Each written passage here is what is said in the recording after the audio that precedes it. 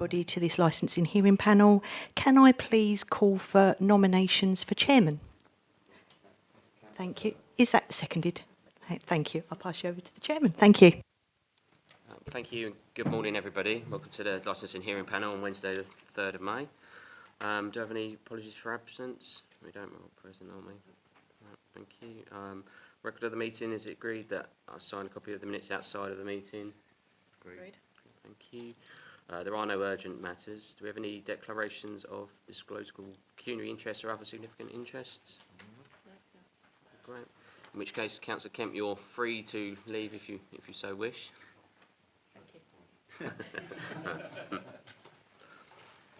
Okay, so agenda item 6. So application for a new premises licence in respect of Arena Grill and Lounge Limited, 307 High Street, Chatham. I just draw everybody's attention to page 4 of the agenda papers, and that's the guideline for licensing hearing panels. So we're going to stick to this as much as we can. So we'll follow that process. So I'm Councillor Matt Fern, so we'll just introduce ourselves. I'm Councillor Matt Fern. I'm the chairman of the hearing panel today. Councillor Gary Hackwell. Steve of the Council's Environmental Protection Team. Michael Parlesh, the resident of the premises, he also. I'm John Walsgrove and I'm the solicitor representing the applicant. My name is Ayodija, where I'm the applicant and owner of the Arena Grill and Lounge Limited.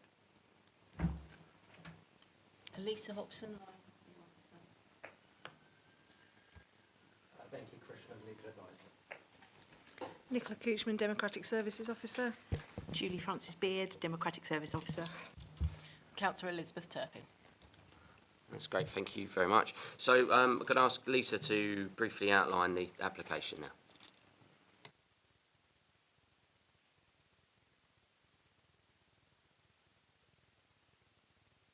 Premises licence in respect of Arena Grill and Lounge Limited, 307 High Street, Chatham, Kent, ME4 4BN. As set out in Part 3 of the operating schedule of the original application, the applicant applied for recorded and live music 11 o'clock until 3 a.m, late night refreshment 11 o'clock until 3 a.m, supply of alcohol on the premises 1400 hours to 22:30 hours, that's Sunday to Wednesday, Thursday to Saturday 1400 hours to 02:30 hours. Agreement has been reached with the police by amending the hours. Thursday close at 2300 hours and Friday and Saturday close at 200 hours, adding conditions to the operating schedule as set out at Appendix C. The application has been correctly advertised in the local press and notices displayed at the premises for the required timescale. In accordance with section 9.14 of the amended guidance to the Licensing Act, we have been in discussion with planning and there are no existing hours of operation relating to the site. The matter has been put to the licensing hearing panel because the council has received representations from Planning, Environmental Protection and a member of the public. No agreement has been reached. The objections are relevant representations relating to prevention of crime and disorder and the prevention of public nuisance. Therefore, this application has now come to a hearing for the licensing panel to make a decision on the outcome of the application. Thank you. Thank you very much, Lisa. So we'll come to point 3. So you're now able to speak in support of your application. Call any witnesses. Thank you, Chair. As you've heard, it is an application for a new premises licence for Arena Grill, which primarily will operate as a small capacity restaurant. So the approximate capacity of the premises would be 60 people. So we are dealing with a very small premises, which is relevant to the licensing objectives in terms of the hours applied for and things like people leaving the premises later in the evening. What is important is to understand the amendments made to the application. I'm actually appearing as an agent on behalf of another company who submitted the application and dealt with the mediation with the police around conditions and the change to the hours.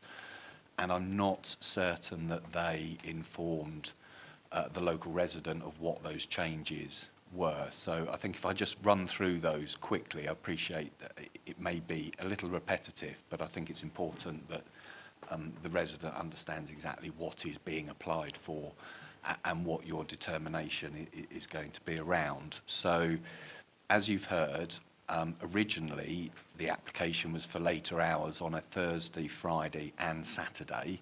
So the applicant has agreed to effectively withdraw the application for late hours on a Thursday and just ask for alcohol until 10:30 p.m. and the premises closing at 11.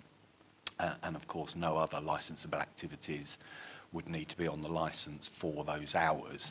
So Sunday to Thursday, the only licensable activity will be the sale of alcohol until 10:30 p.m. Then on Fridays and Saturdays, the applicant has agreed with the police to close the premises at 2. Accordingly, you, I'm sure, would want to see that there is a period of drinking up time, and accordingly we would suggest that the sale of alcohol, therefore, is until 1:30 on a Friday and Saturday, if you're so minded to grant those extra hours, with closing at 2.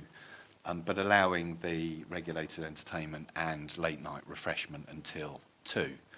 And just for the benefit of the resident, rather than an experienced committee such as yourselves, the late night refreshment is effectively to be able to sell tea or coffee, hot drinks or hot food to anybody during that last half an hour before they leave the premises. And as I said, as it's primarily operating as a restaurant, it is highly likely that someone would want to have hot drinks before they leave the premises at 2.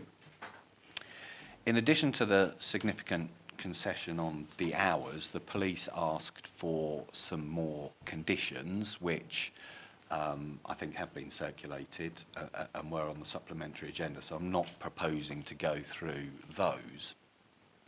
In addition to those conditions, having taken into account environmental health representation, we submitted a further list of conditions and also submitted to you a noise management plan and dispersal policy, and we would invite you to, if you grant the application as applied for, to impose all of those additional conditions as well, because we say that those conditions agreed with the police and the additional ones we have proposed will promote the licensing objectives and will ensure that this premises does not cause any nuisance to the local community.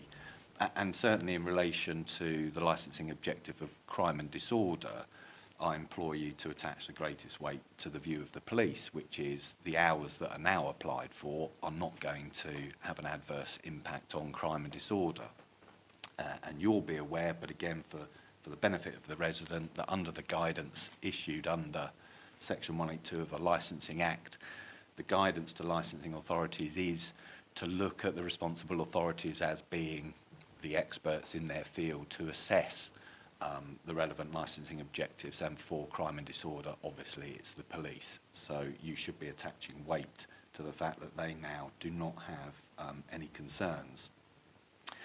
In relation to environmental health, obviously you'll hear from Mr. Steed in due course, but I have been in conversation with him, and he would like some of the conditions we proposed slightly reworded, and obviously once he lets me know what the rewording is, I'm sure I'll be able to confirm on behalf of my client that rewording of the conditions we proposed are acceptable.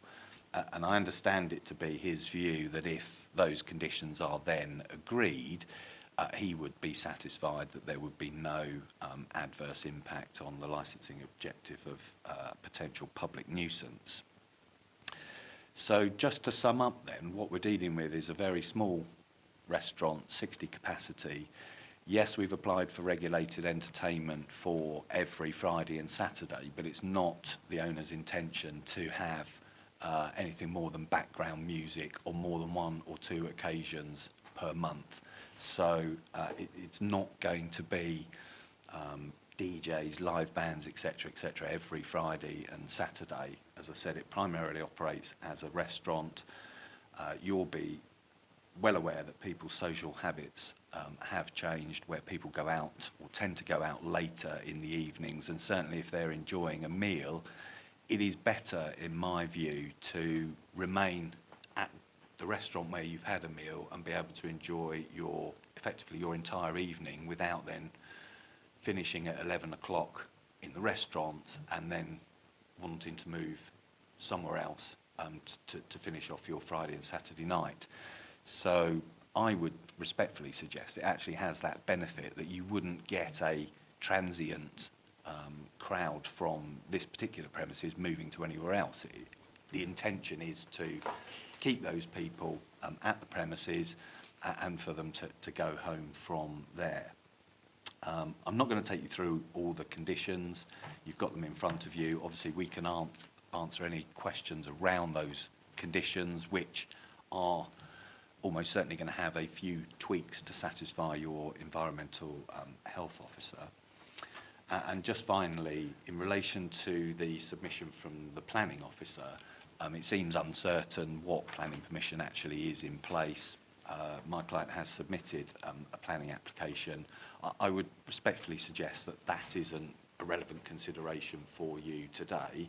If you grant the premises licence, my client has to ensure he's got the appropriate planning permission, and he knows that he can't use the premises licence until that planning permission allows him to do so. So there is no question that if you grant the licence that he would open up and break the law without having the respective planning permission. It's one of those chicken and egg situations of what do you go for first, planning permission or the premises licence? In my experience, my clients tend to go for the premises licence first because it's a quicker process, and clearly if they get rejected at the premises licence stage, they're not then engaged in months of negotiations with planning over the respective planning permissions. So that's, I think, an explanation as to why the timing of these applications has fallen as it has. So I apologise if you feel that's been too brief and you would like some more information, but perhaps that's better dealt with through questions through yourselves or environmental health. So I'll leave the representations there, if I may.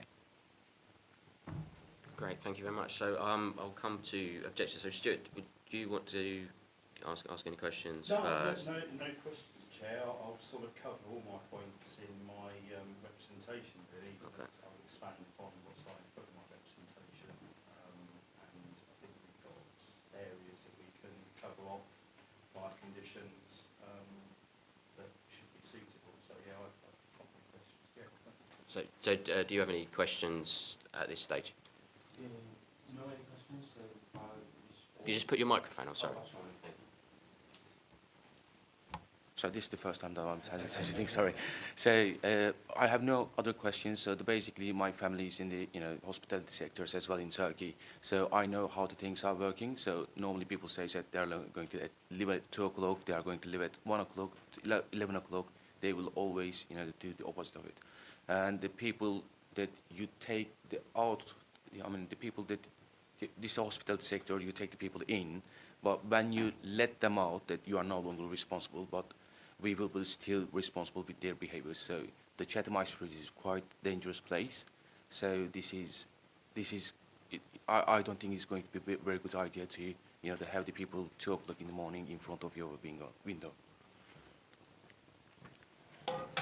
Right, panel members, do you have any questions? Yeah. Councillor Hackler. Thank you, Chair. Just a quick question. Why have you chosen to open a restaurant there in Chatham High Street? Is one question. There are just want to clarify, are there actually flats with people living in it above the premises? And just something you said about the capacity, 60 people. Is that just food covers, or is that the total capacity of the premises? And that's about it, I think.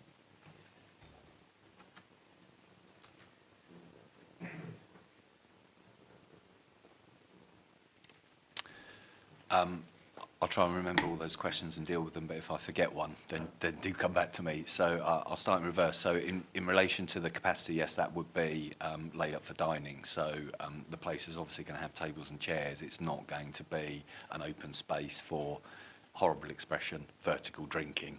It's a restaurant. Its primary purpose is to serve knife and fork meals, so will be laid up for dining. So that's the capacity.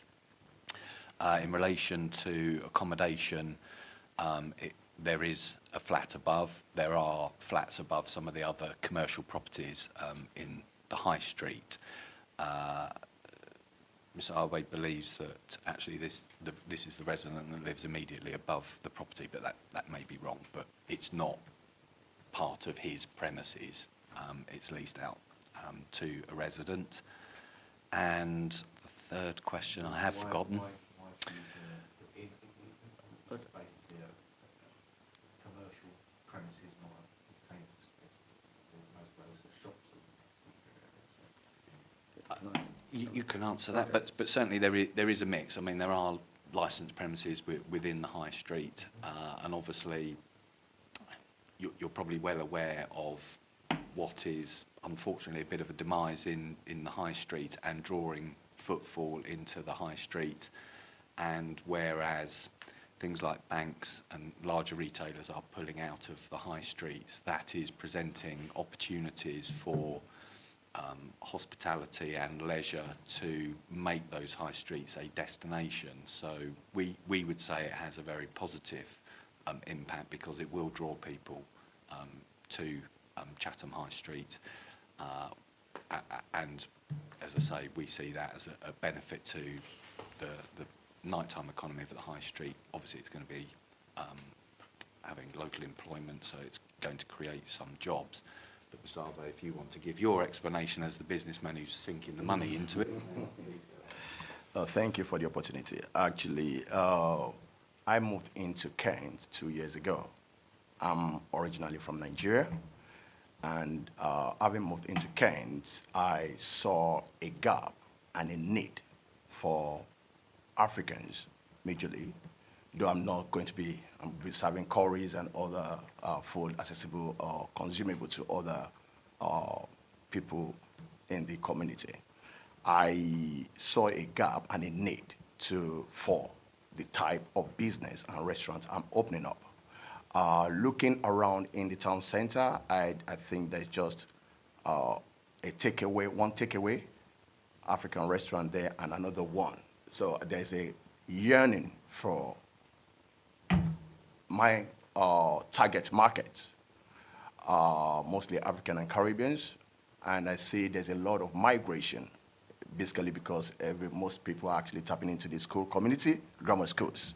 And I think it's definitely, I do tell my neighbors, yes, they're going to be welcoming loads, and I've seen an increase in the number of net migration of people of color, if I may call them that, Africans, into the area.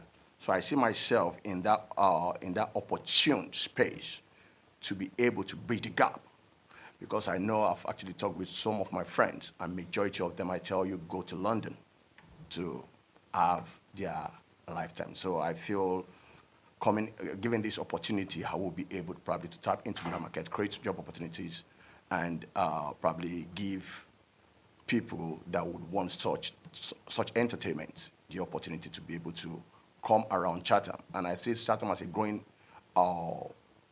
atmosphere and community, and accommodating people of other culture and traditions. Coming into Chatham, having this type of restaurant in there would definitely avail people and project Chatham as a welcoming community to other cultures and traditions. Thank you very much. Elizabeth? Thank you, Chair. I had a few questions. With regards to sort of the 60 covers that you mentioned, you said there won't be sort of a lot of coming and going because it's a sit-down sort of meal that people were having. So I'm just wanted to, because obviously it's quite a long period of time, so you're not expecting to have sort of multiple covers over the period of the evening? And if so, what sort of time, is the latest that you would take someone in for a meal, or is it, people walking could, so that's my first, do you want to take them one at a time? Might be easier. Yeah, you're absolutely right. It wouldn't just be one sitting. A business isn't going to succeed when it's so small to have just one sitting on a Friday, Saturday night or any other night.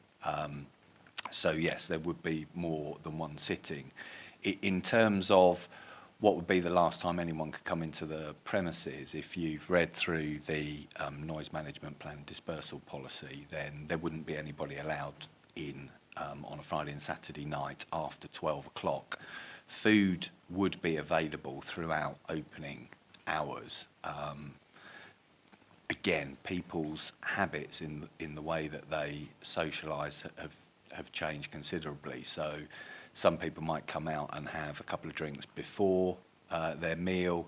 They may have friends join them, so they may go out to dinner and then have friends join them for a drink afterwards. So it's not a prerequisite that you have to book a table and you have to dine. So we're not suggesting that there has to be a restaurant condition, that it's ancillary to having a main meal. We want to have a bit of flexibility to allow people to enjoy the space how they want to enjoy it. And certainly the examples I've given is how we envisage the premises operating. So you wouldn't be able to get into, on Friday and Saturday night, you wouldn't be able to get into the premises after midnight. Thank you. But you're suggesting sort of food is not a requirement to have. You could come in just to have a drink. But they would be taking up sort of seating space. Yes, that's what we'd like, to have that flexibility. Obviously, from a business point of view, you want people only coming in and having a meal, because effectively that's where the biggest profit is.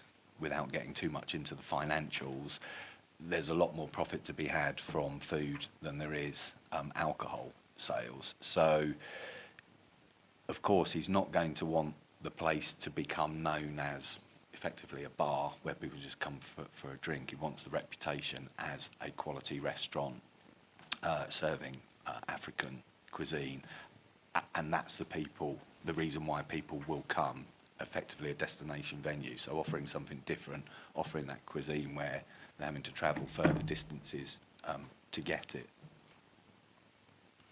Okay, thank you. I think, yeah, I mean, that would be a concern of mine with regards, if there's not, the food isn't a requirement, that people, it could tip over to being a bar and having sort of more people just drinking rather than eating. But I guess that would be a sort of a business case that you would look at if that started to happen.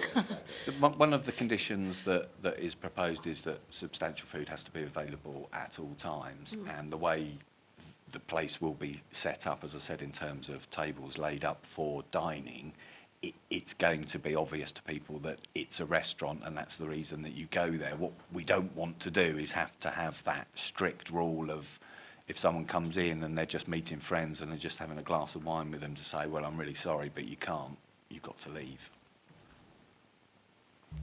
Thank you. Yeah, I'll move on. There was just in the conditions with regards to the smoking area, and there was one about fumes. It says sort of no fumes, steam or odours shall be emitted. So I just wondered how you were going to manage that. And then with the smoking area, I just wanted to understand, would that be people having to go out onto the high street to smoke, or is there a smoking area at the rear? It would be smoking outside in the high street, which is why in the plan we've said, well, that needs to be managed by staff, and there needs to be a maximum number later in the evening of how many people smoke.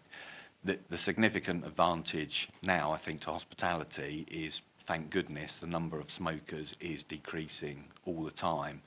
And although we have said we think at that time of night 8 as a maximum is a perfectly manageable number, for staff to ensure that there aren't any issues, with a capacity of 60, it would be surprising if you had 8 of those 60 who were actually smokers.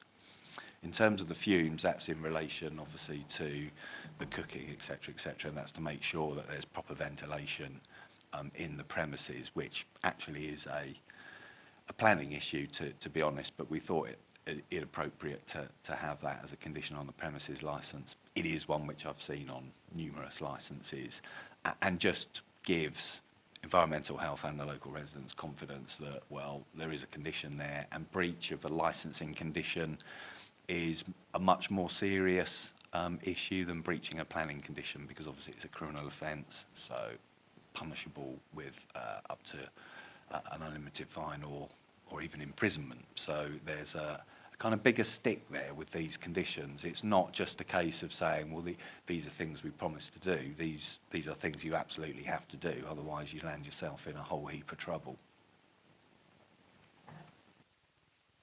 Thank you. So I think Elizabeth asked a couple of the two questions I was going to ask you, but we just touch on that smoking area again. Is there no, looking at the drawing on page 25, the diagram of the layout of the premises, is there not possibility to have that smoking area in the courtyard, the exit through that courtyard you've got there, rather than on the high street? And I think it's smoking and vaping, isn't it? And so, you know, for me, potentially, I get the fact that 60 is the sort of capacity you're looking at in there, but what you're going to do, how are you actually going to prevent it if there's sort of 10 people that say, right, you know, we want to go out there, they've all had a drink, and getting a bit lively, you know, would you have all them provisions in place to actually prevent that?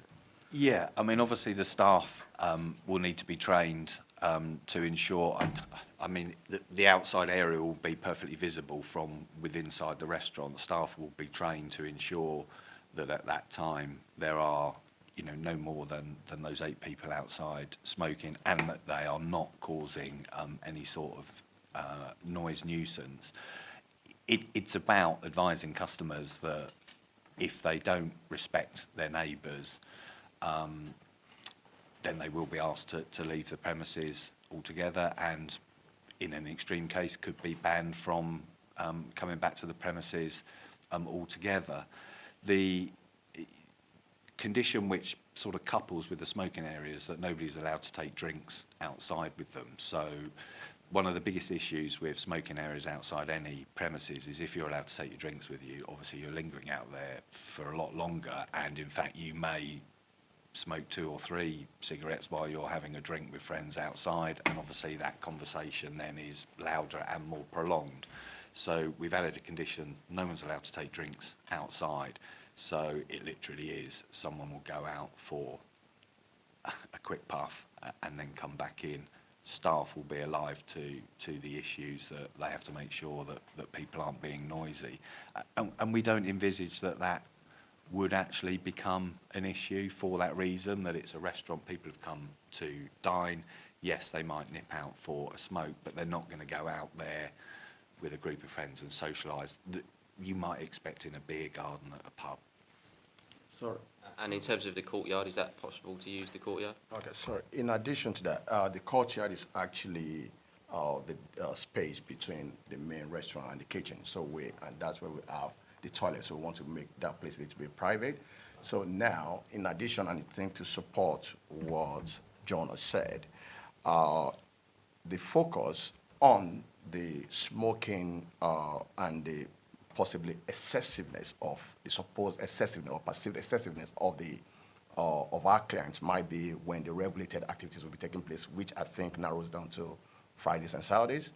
And in agreement with the police, we've agreed to have 2 SIA licensed security operatives to be on at the door to monitor. And so in addition to training our staffs, which I will be probably one of them, definitely, to let them know their responsibility to the local society to prevent crime and to prevent the use of drugs, which obviously is going to be zero tolerance to noise and drug, and is to actually make all our SIA licensed security operatives, who are always going to be there when we have live music, to tell them that it's zero tolerance to noise, and to actually for strict adherence to the rules and objectives of the licensing regulation.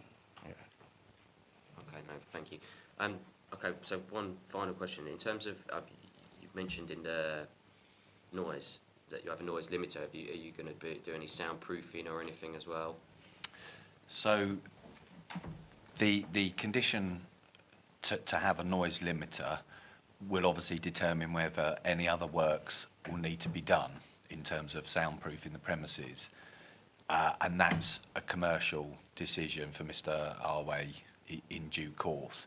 because basically if there's no attenuation done in the property, then the noise limiter is going to have the level of the music, you know, presumably quite low, and perhaps even at a level where the people coming to the premises wouldn't enjoy it, and it might not even get above background noise. So the whole point of a noise limiter condition is to ensure there's absolutely no noise nuisance. So if Mr. Arve wants the music to be played louder and have the noise limiter set at a different level, then obviously attenuation works may need to be done. He's not at the stage where we know for certain whether that would be the case, because he's obviously not in occupation of the premises and those sound tests haven't been done. But I think that condition should give you confidence that having a noise limiter there dictates entirely the fact that no nuisance can be caused by music, because it will be set at a level that won't disturb the resident. Sorry, in addition to what you just said, sorry, we have a soundproof already in place at the top, where we have a soundproof already in place at the top of all through the roof of the building. Right, thank you. And sorry, one final question. So, Mr. Arway, there's a number of conditions or an extra conditions that have come in the supplementary agenda this week or last week. Are you confident that you can fulfil all of these? Because some of these are quite costly. You're confident that they fit your business model, and you can. Yeah, do all of these? apparently, it's cost me a lot of money already, because apparently, if you are aware, the place used to be a meat shop, and I've had to convert it into, obviously, I think I would be able to meet with those conditions. And when you look at, apparently, one of the major objectives of the licensing regulation is not to cause public nuisance, and obviously not to inconvenience my neighbors. So if a sound limiter, which I think I discussed with him prior to this, it would help to further alleviate the fears of all my neighbors, I would definitely be ready. And in consideration of that, I've actually made a lot of concession in just to attract as much as possible to align with the rules and regulation and to meet up with the demands of both the police and the licensing authority, and obviously to meet up with the demands of probably my neighbor in terms of making sure that I don't constitute any public nuisance. So I would be able to adopt it. And just to sort of summarise that point, it is a substantial investment he's made into the property, and he realises having a premises licence is a privilege. It's not just about compliance with the conditions, which is obviously a must because breaching them is a criminal offence, but he knows that at any time, for any reason, anybody at all can review his premises licence. So if you grant him the licence for whatever hours you think are appropriate, should things not turn out particularly well, it can be back before a committee within 5 or 6 weeks, and that privilege can be removed from him and his investment goes up in smoke. So, as I say, I would hope that would give you the confidence. That's great. Councillor Hackwell?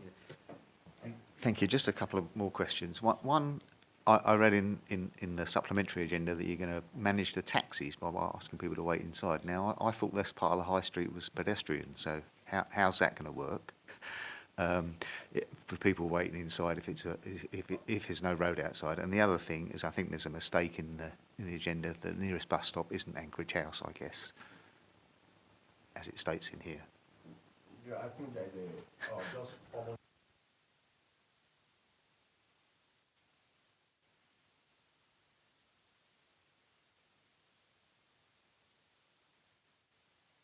Sorry about it.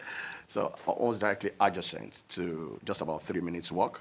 Okay. I think about 2-3 minutes walk. It's a taxi office there. And I think the bus station, Chatham bus station, is just almost, yeah, exactly, just about, I think about 3 or 5 minutes walk. Anyway. Obviously, that will need to be amended in terms of the bus stop, but in terms of taxis, I'm sure we're all aware that they tend not to arrive. Once you book them, they tend not to arrive on time, but you'll get text messages to say when the driver has arrived, and so the intention would be to encourage people to wait inside the premises until they know for certain that the taxi that they've booked, wherever it is they're picking them up, has arrived, rather than be waiting around at the bottom of the high street waiting for the cab to come.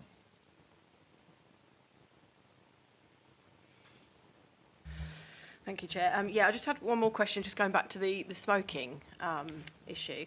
I know you sort of mentioned that you wouldn't have customers, anyone coming in new after midnight. I'm wondering if that's something you're considering with existing customers, if they were to leave and come back. I'm just wondering, I'm just concerned about the smoking aspect on a summer's evening with people, with the windows open, standing right by the restaurant doors smoking, and that sort of night, once you've gone to bed, left your windows open, you don't want to be getting up. If it's in the middle of the day and someone's in the high street smoking, you can just close your window, but if you've already gone to bed to sleep, so that's just something that concerns me, and whether you would consider sort of, after midnight, if someone leaves, they can't return, to try and prevent that. Obviously, that's a difficult one because you are effectively then, albeit now a minority group, discriminating against those who smoke from not being able to go outside and smoke. Certainly in terms of managing those people, your point is an entirely valid one, and the staff have to be conscious that if people are smoking literally underneath the premises and the window of the resident upstairs, then that is going to cause a nuisance, and so they will be asked to move away from the premises to ensure the smoke doesn't waft into the residents' windows.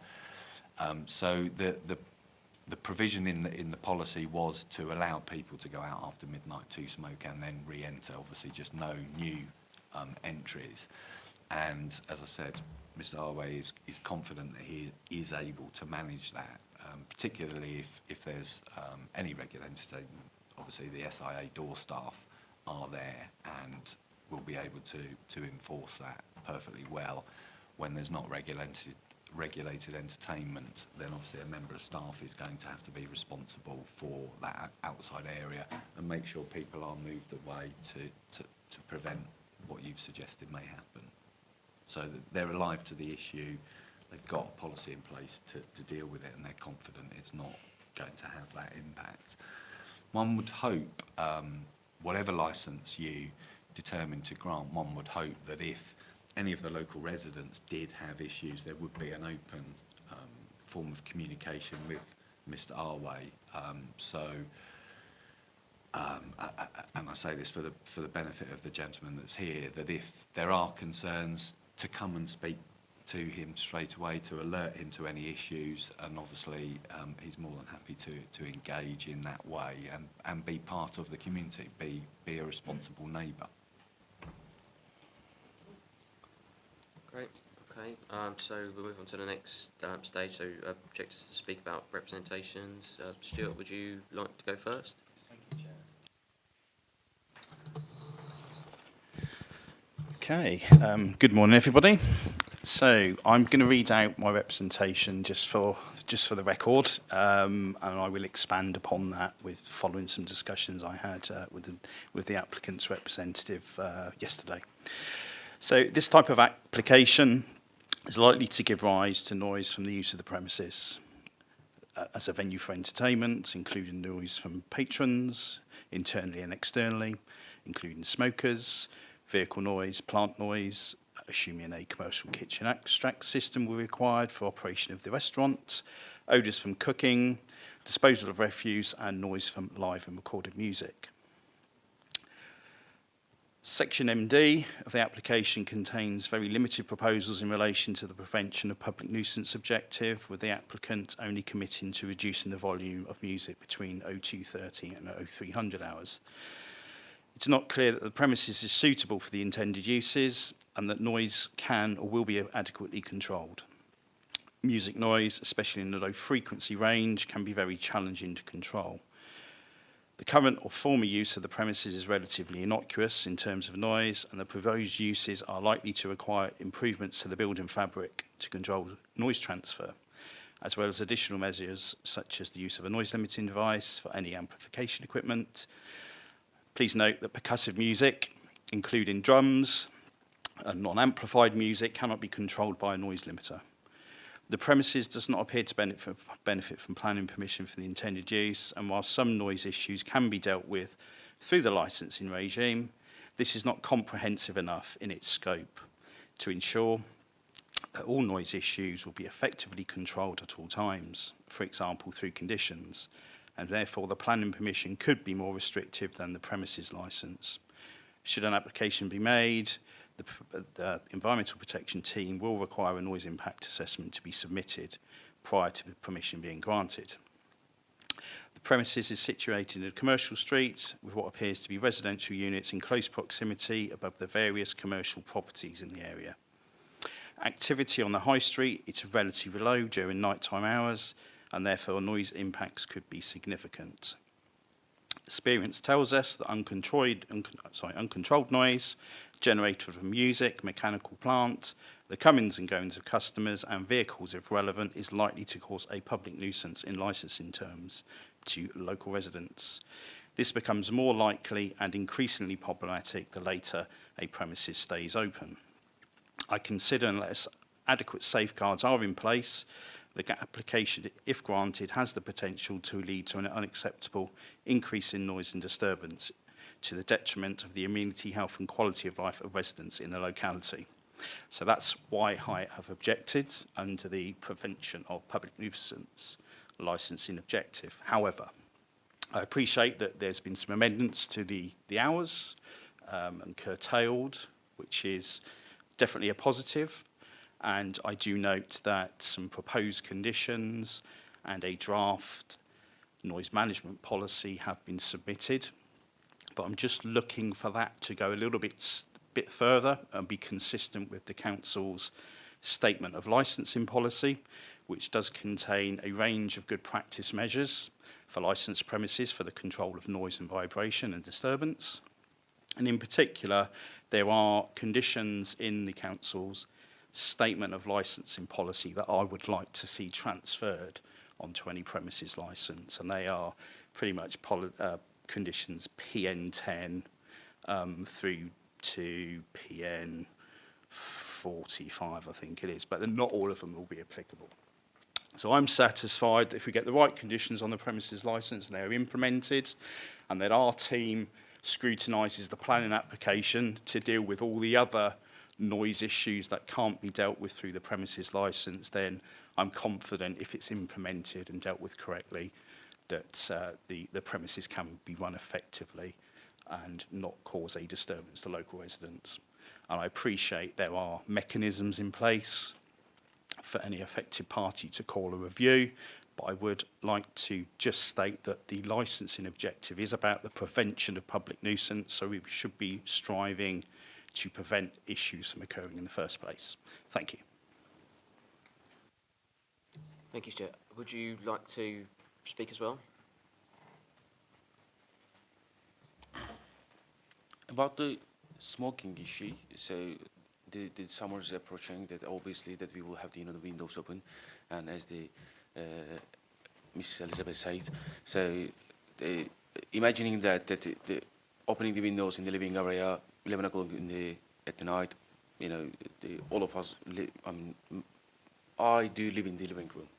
So what I do, you open the TV, you lie on the couch, you open the windows, especially in the summer. So imagine if there is, the smoke is coming from the bottom of the building and saying that you can't even breathe. So it's quite serious issue, and as well as the the noise issue, because the people are leaving the premises, so they will definitely create the noise issue. I believe there is the good eggs and the bad eggs. So that there is always, I know this will happen, but the most likely the people who drinks at the night and leaves the premises, I don't think they will leave quietly.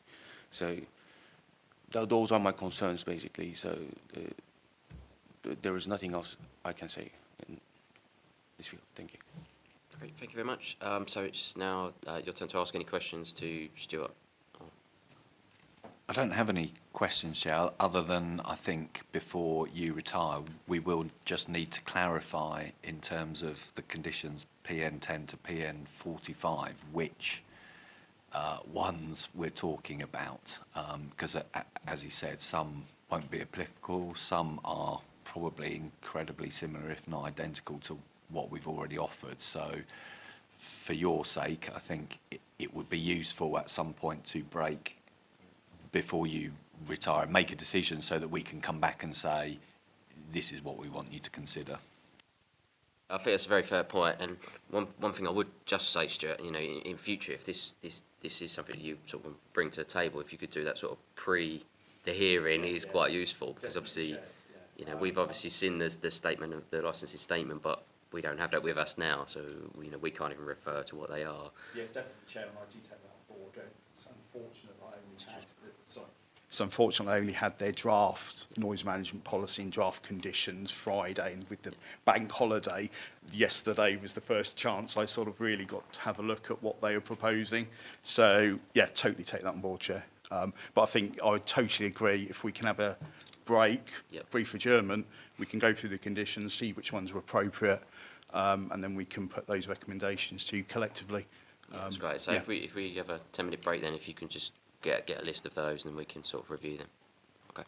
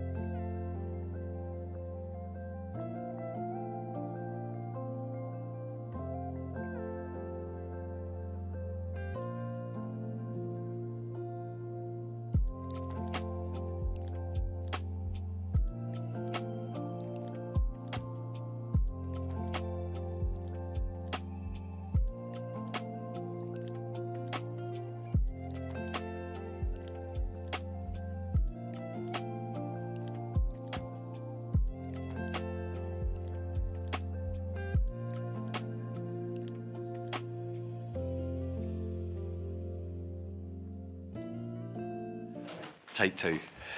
Well, thank you for that time. As I said, it has been very productive. So we've gone through your council's policy in relation to noise nuisance conditions, the PN conditions, and in fact, we were a lot closer to what's been offered in the police agreement and those additional conditions than perhaps Stuart first thought.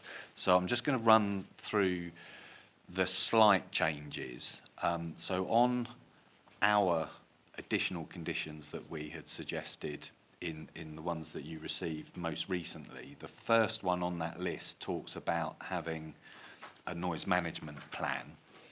So what we've agreed is to have that condition specifically worded as condition PN21 in your policy. It's a very slight difference to the one we've written. Then on that same list of supplementary conditions we offered, the fourth one down, and I apologise that we have not numbered them, but the fourth one down relating to the noise limiter condition, we are going to substitute that with your condition PN 14. And again, it's a very slight tweak, but it does now fall in line with the specific wording. And then the only other change is on the conditions agreed with the police. There is one condition, subheading of noise, which talks about having notices displayed about respecting neighbours. We're replacing that with your wording, condition number PN22. So 3 differently worded conditions which effectively have exactly the same control as we were proposing. So I hope that is clear for you, but if not, do ask myself or Stuart to provide any further clarification. Okay, you're happy with that, Stuart? If I just may say, Chair, the differences are subtle, but from an experience point of view in terms of enforcement, they're quite important little changes that would allow effective enforcement if there are issues. So whilst they are subtle changes, it is with that experience I have in enforcement of noise that they're quite important changes. But yeah, I'm glad we've reached agreement on those. I think those combined with the subsequent plan application should be sufficient. Okay, great. So do you have any further questions for? No, thank you, sir. No, okay, great. Gary, do you have any? No. Okay, in which case then, so we'll just give everybody the chance to just sum up now if you want to add anything further before we take our decision. So if I come to you first as the applicant, is there anything further you'd like to add? Only, I think, to say that with respect, again, I would ask you to attach weight to what the responsible authorities have said in this application. So in relation to crime and disorder, the police, and now having had the opportunity over the last few days to liaise with your environmental health, that they are content that with the conditions proposed, the licensing objectives will be promoted. And if you grant the licence for the hours amended, it's not going to have any negative impact on those objectives. More importantly, in practice, a negative impact on those residents living locally. Just one comment to pick up on the environmental health officer's representation, I think it was, about striking a balance, and that's what we're asking you to do, to strike a balance between the needs for commercial activity in your local town centre, which you've heard very eloquently from Mr. Harway about his intentions and why he's come here, and about driving footfall into Chatham High Street, providing local employment. I think he's been sensible in cutting the hours back so that it gives everybody the opportunity to enjoy this restaurant, and for that balance to have been struck with the local residents. So I would ask you to grant the application with the amended hours and with all the conditions that we have now agreed. And thank you for your time. Thank you. Stuart, anything further you'd like to add? No, Chair. Anything further you'd like to add? I do understand, the person, the owner of the business, he invested the money and he must be the professional on his field. But the only thing that I would like to say is that for the hospitality sector, that you are responsible for the people's behavior, just the step of your door. When they step out of your door, they are not under your responsibility. That they can behave how they like. You can, even you are a restaurant owner, that you cannot act on them. So you're either going to call the police or the local authorities. But in Chatham, the crime rate is quite high. And the local authorities are not very, well, I wouldn't like to say that enough, but the crime rate is very high in Chatham if you compare with the other cities in UK. So that's why bringing that issue 3 o'clock in the morning in Chatham High Street, it will drag other crimes to my doorstep. So I just want to say this, and thanks so much. Okay, thank you very much. So we'll get to our decision now. So if I could just move that we'll exclude press and public from this next part of the hearing. Is that supported? Yep. Yeah, great. Okay, so if I just ask you to leave while we take our decision, Lisa.